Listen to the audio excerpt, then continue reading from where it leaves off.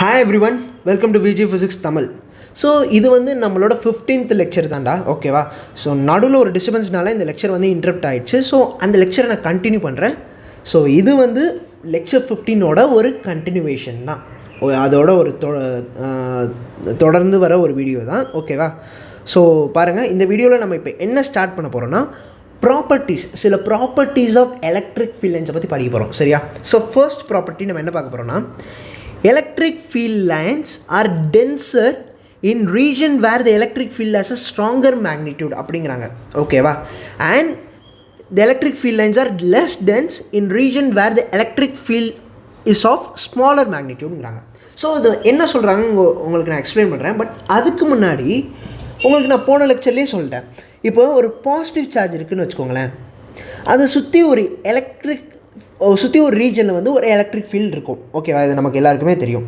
But ஆனால் இப்போ இந்த பாயிண்ட் ஏ, பாயிண்ட் பி, இப்போ பாயிண்ட் சின்னு ஒரு 3 பாயிண்ட் வச்சுருக்கேன், ஓகேவா? இந்த 3 பாயிண்ட்லேயும் எலக்ட்ரிக் ஃபீல்டை கம்பேர் பண்ணுறதுக்கு நம்ம வந்து எலக்ட்ரிக் ஃபீல்ட் லைன்ஸோட கான்செப்ட் யூஸ் பண்ணலாம் நான் சொன்னேன், தெரியுமா? ஸோ அதை தான் இப்போ யூஸ் பண்ண போகிறோம். எப்படி நான் உங்களுக்கு சொல்கிறேன், சரியா? ஸோ இது வந்து ரொம்ப எக்ஸைட்டிங்காகவே இருக்கும். இப்போ இங்கே பாருங்கள், கன்சிடர் பண்ணுங்கள். இதான் வந்து பார்த்தோன்னா ஒரு பாசிட்டிவ் சார்ஜ். இந்த பாசிட்டிவ் சார்ஜை சுற்றி எலக்ட்ரிக் ஃபீல்ட்ஸ் வந்து ஜென்ரேட் ஆகுது, ஓகேவா? ஸோ இப்போ நான் இங்கே வந்து ஒரு பாயிண்ட் பி எடுத்துக்கிறேன், இங்கே வந்து பார்த்தோன்னா பாயிண்ட் க்யூன்னு எடுத்துக்கிறேன், ஓகேவா? இப்போ பாயிண்ட் பி நீங்கள் பாருங்களேன், பாயிண்ட் பியில் வந்து பார்த்தோன்னா நம்பர் ஆஃப் இந்த லைன்ஸ்லாம் வந்து பாருங்களேன் ரொம்ப க்ளோஸாக இருக்குது, எலக்ட்ரிக் ஃபீல்ட் லைன்ஸ்லாம் லைக் இப்படி ரொம்ப ரொம்ப ரொம்ப ரொம்ப ஒன்று பக்கத்தில் இருக்குது. ஸோ இந்த மாதிரி எலக்ட்ரிக் ஃபீல்ட் லைன்ஸ்லாம் ஒன்று ரொம்ப பக்கத்தில் இருந்துச்சுன்னா என்ன மீன் பண்ணுதுன்னா, அந்த ரீஜனில் வந்து பார்த்தோன்னா எலக்ட்ரிக் ஃபீல்டு வந்து ரொம்ப அதிகமாக இருக்குது. So electric field is high, ஓகேவா? இதே வந்து இந்த எலக்ட்ரிக் ஃபீல்ட் லைன்ஸ்லாம் கம்பேரிட்டிவ்லி தள்ளி இந்த மாதிரி இருந்துச்சுன்னு வச்சுக்கோங்களேன், ஒட்டி இல்லைல்ல, ரொம்ப க்ளோஸாக இல்லைல்ல, ரொம்ப லூஸாக இருக்கிற மாதிரி இருக்குது, ஒன்றுமே ஒட்டி இல்லாமல் தள்ளி இருக்கிற மாதிரி இருக்குல்ல. ஸோ இந்த மாதிரி இடத்துல ஒரு ரீஜனில் வந்து பார்த்தோன்னா எலக்ட்ரிக் ஃபீல்டோட வேல்யூ வந்து கம்மியாக இருக்கும், சரியா ஓகேவா? ஸோ அட் பாயிண்ட் பியில் பாருங்கள், number of electric field lines வந்து அங்கே வந்து ரொம்ப எலக்ட்ரிக் ஃபீல்ட் லைன்ஸ்லாம் ரொம்ப க்ளோஸாக இருக்குது, பக்கத்தில் ஒட்டி இருக்குது, ஓகேவா? ஸோ இப்போ then the electric field lines at point க்யூவில் எலக்ட்ரிக் ஃபீல்ட் லைன்ஸ்லாம் ரொம்ப அந்தளவுக்கு ஒட்டி இல்லைல்ல. ஸோ இப்போ electric field at point B is more than electric field at point Q, சரியா? இதே மாதிரி இன்னொரு பாயிண்ட் எடுக்கலாம். நீங்கள் எஸ்ன்னு இங்கே ஒரு பாயிண்ட் எடுங்க, லைக் இந்த மாதிரி இன்னும் பக்கத்தில் வந்து பார்த்தோன்னா பக்கத்தில் வந்து எஸ்ன்னு ஒரு பாயிண்ட் எடுத்திங்கன்னா electric field at S is even more than electric field at B. So எங்கெல்லாம் வந்து பார்த்தோன்னா எலக்ட்ரிக் ஃபீல்ட் லைன்ஸ்லாம் ஒட்டி இருக்கோ அந்த இடத்துல வந்து பார்த்தோன்னா எலக்ட்ரிக் ஃபீல்டோட வேல்யூ அதிகமாக இருக்கும். அதில் எந்த பாயிண்டில் வந்து நீங்கள் பார்த்தோன்னா எலக்ட்ரிக் ஃபீல்டோட வேல்யூ அதிகமாக இருக்கும் இன் கம்பேரிசன் டு த இந்த மாதிரி இருக்கிற ரீஜனில் எந்த பாயிண்டில் நீங்கள் கம்பேர் பண்ணாலும். ஸோ நீங்கள் எலக்ட்ரிக் ஃபீல்ட் லைன்ஸோட கான்செப்ட் யூஸ் பண்ணி நீங்கள் டிஃப்ரெண்ட் பாயிண்ட்ஸில் எலக்ட்ரிக் ஃபீல்டை கம்பேர் பண்ணலாம். பட் ஆனால் நோட் பண்ணுங்கள், actual value of electric field தெரியும்னா நீங்கள் இந்த ஃபார்முலா தான் யூஸ் பண்ணணும், விச் இஸ் 1/4πε0 Q/r². ஸோ இந்த எல்லா பாயிண்ட்டுக்கும் உள்ள டிஸ்டன்ஸ், சார்ஜுக்கும் பாயிண்ட்டுக்கும் நடுவில் இருக்க டிஸ்டன்ஸ் தெரிஞ்சிச்சுன்னா இஎஸ், இபி, இக்யூ நீங்கள் வந்து எல்லாமே கால்குலேட் பண்ணி அப்புறம் இந்த கம்பேரிசன் மேக் பண்ணலாம். பட் ஆனால் இந்த எலக்ட்ரிக் ஃபீல்ட் லைன்ஸ் மூலிமா நீங்கள் ஈஸியாகவே இதை கம்பேர் பண்ணலாம். ஸோ இதுக்காக நம்ம யூஸ் பண்ணியிருக்கோம், ஓகேவா? உங்களுக்கு இந்த பாயிண்ட் புரிஞ்சிருக்கும்னு நினைக்கிறேன். So let's go in to the next point, ஓகேவா? அதே பாயிண்ட் தான் சொல்கிறாங்க. In other words, the number of lines passing through a given surface area perpendicular to the lines is proportional to the magnitude of the electric field strength in that region அப்படிங்கிறாங்க, ஓகேவா? இப்போ ஏற்கனவே சொன்னதான் சொல்கிறாங்க, ஓகேவா? இப்போ இங்கே பாருங்களேன், இன்னொரு விஷயம் நீங்கள் யோசிச்சு பாருங்கள். இங்கே வந்து இந்த பாயிண்ட் சார்ஜ், இந்த மாதிரி பாயிண்ட் சார்ஜ்க்கு வந்து பார்த்தோன்னா எலக்ட்ரிக் ஃபீல்டு வந்து it is inversely proportional to r² தானே, ஓகேவா? ஸோ அந்த இப்போ சார்ஜை விட்டு அந்த பாயிண்ட் வந்து தள்ளி வர வந்து பார்த்தோன்னா ஆரோட வேல்யூ இன்க்ரீஸ் ஆகும். ஆரோட வேல்யூ இன்க்ரீஸ் ஆச்சுன்னா என்ன ஆகும்? எலக்ட்ரிக் ஃபீல்டோட வேல்யூ டிக்ரீஸ் ஆகும். ஸோ அதான் அடுத்த பாயிண்டில் கொடுத்துருப்பாங்க.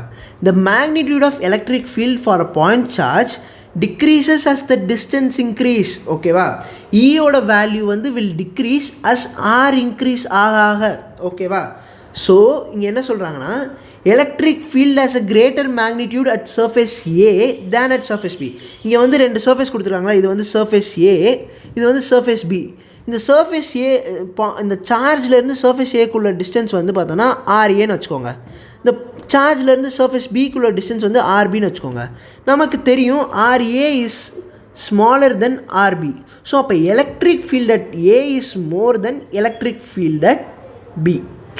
ஸோ அதனாலேயே எலக்ட்ரிக் ஃபீல்ட் அட் ஏங்கிற ரீஜனில் எலக்ட்ரிக் ஃபீல்டு அதிகமாக இருந்தால் இந்த நம்பர் ஆஃப் லைன்ஸ்லாம் ஒட்டி ஒட்டி இருக்குமா? ஓகேவா?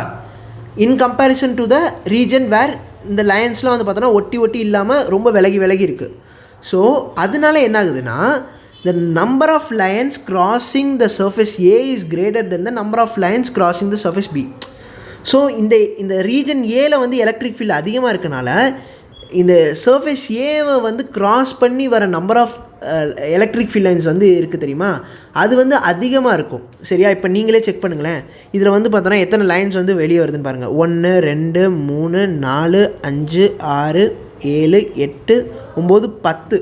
ஸோ 10 லைன் வந்து பார்த்தோன்னா ஏலேருந்து பாஸ் ஆகுது ஏ சர்ஃபேஸ். ஏன்னா இந்த ஏவும் பிக்கும் ரெண்டும் ஒரே டைமென்ஷன் தான். ஐ மீன் 2 சர்ஃபேஸ்க்கும் ஒரே ஏரியா தான். சரியா? அது ஒரு இம்பார்ட்டண்டான point. So 10 electric field lines வந்து இந்த ஏயோட சர்ஃபேஸை வந்து பாஸ் பண்ணுது. ஓகேவா?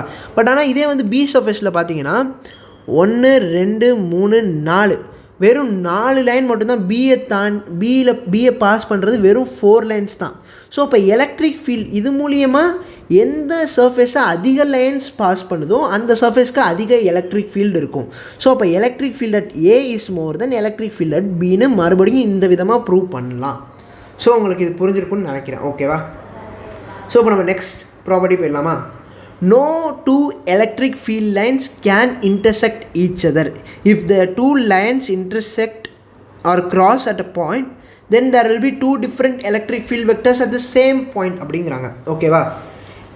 இப்போ இது ரெண்டுமே எலக்ட்ரிக் ஃபீல்ட் லைன்ஸ்னு வச்சுக்கோங்க. ஃபார் எக்ஸாம்பிள் இது ஒரு எலக்ட்ரிக் ஃபீல்ட் லைன். ஓகேவா? இப்போ ஒரு பாயிண்ட் பி வச்சுருக்கோம். இந்த மாதிரி ஒரு பாயிண்ட் பி இருக்குது நம்மகிட்ட. இந்த பாயிண்ட் பியில் எலக்ட்ரிக் ஃபீல்டு வெக்டரோட டேரெக்ஷன் கேட்டால் நீங்கள் என்ன சொல்லுவீங்க? இந்த டேரெக்ஷன் இருக்குன்னு இந்த டேரெக்ஷன் சொல்லுவீங்க. ஏன்னா டேஞ்சன்ட் வரைஞ்சால் இப்படி தான் வரும். லைக் டேஞ்சன்ட் வரைஞ்சால் இந்த மாதிரி வரும். ஸோ இந்த இதுதான் டேரெக்ஷன் நீங்கள் சொல்லுவீங்க. ஓகேவா? இந்த பாயிண்டில் வந்து பார்த்தோன்னா இதான் வந்து டேரெக்ஷன், எலக்ட்ரிக் ஃபீல்டு வெக்டரோட டேரெக்ஷன் சொல்லுவீங்க. பட் ஆனால் இன்னொரு எலக்ட்ரிக் ஃபீல்ட் லைன் வந்து இப்படி வந்து இன்டர்செக்ட் ஆகுது. ஓகேவா? லைக் இந்த மாதிரி இன்டர்செக்ட் ஆகுது. இது வந்து எவ்வளோ கரெக்டாக இருக்குன்னு தெரில. இந்த மாதிரி இன்டர்செக்ட் ஆகுது. ஓகேவா? ஸோ இப்போ இதில் இன்டர்செக்ட் ஆகும்போது இப்போ வந்து இந்த பாயிண்ட்க்கு வந்து இப்போ இந்த இதுலேருந்து பார்த்தோன்னா எலக்ட்ரிக் ஃபீல்டோட டேரெக்ஷன் வந்து பார்த்தோன்னா இந்த மாதிரி இருக்கும். சரியா? இந்த மாதிரி ஒரே பாயிண்டில் எலக்ட்ரிக் ஃபீல்ட் வெக்டருக்கு 2 டேரெக்ஷன் இருக்கவே முடியாது. ஸோ அதனால ரெண்டு எலக்ட்ரிக் ஃபீல்ட் லைன்ஸ் வந்து எப்போவுமே இன்டர்செக்ட் பண்ணாது ஒரு எலக்ட்ரிக் ஃபீல்டில். ஸோ இது ரொம்ப ரொம்ப இம்பார்ட்டண்டான பாயிண்ட். இங்கே பார்த்தீங்கன்னா ரெண்டு லைன்ஸ் இருக்குது. பார்த்தீங்களா? இப்படி ஒரு லைன் இருக்குது.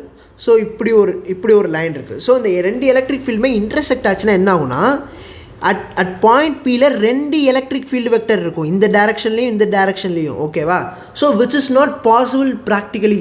ஸோ இதனால தான் வந்து 2 electric field lines never intersect. இது வந்து கண்டிப்பாக ஒரு 2 மார்க் கொஷனில் வர வாய்ப்பு இருக்குது. ஓகேவா? ஸோ நல்லா படிச்சுக்கோங்க. ஸோ உங்களுக்கு புரிஞ்சிருக்கும்னு நினைக்கிறேன். So that's it.